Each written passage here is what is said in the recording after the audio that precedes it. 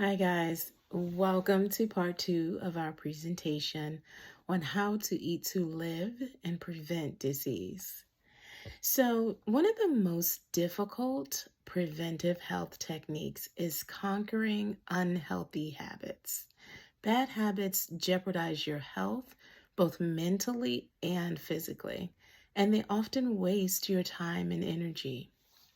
These habits are typically caused by stress and boredom, to be honest.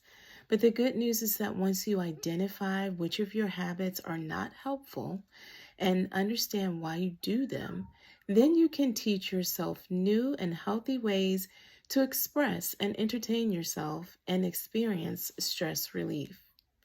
The next step is to find a substitute for your bad habit.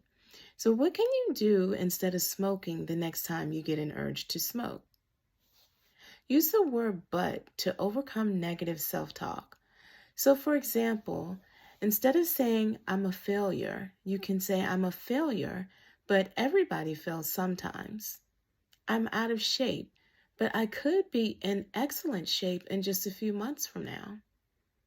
It's easy to judge yourself when making poor decisions, but one slip up does not make your efforts meaningless. Awareness can help you make positive changes.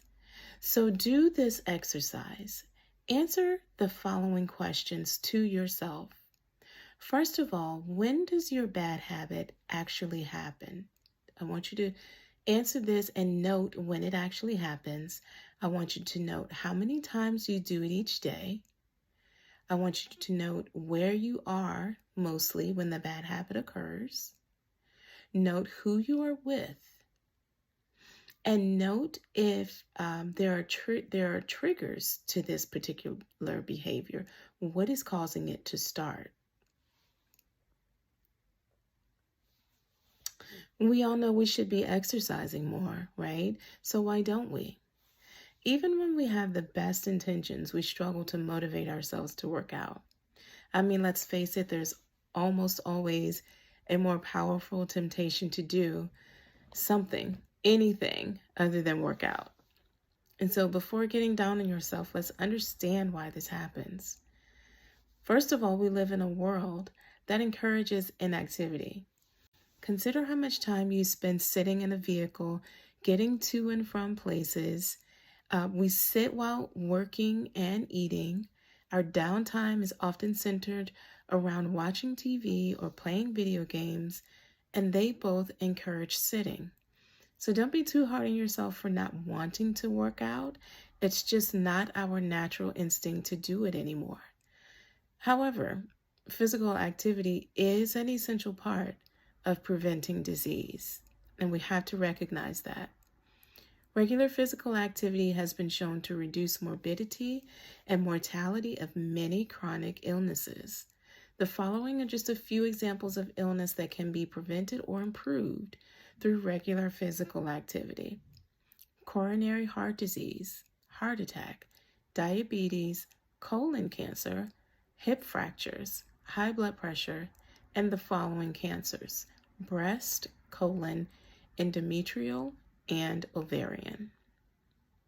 And fitness can be fun. It's time to think differently about physical activity.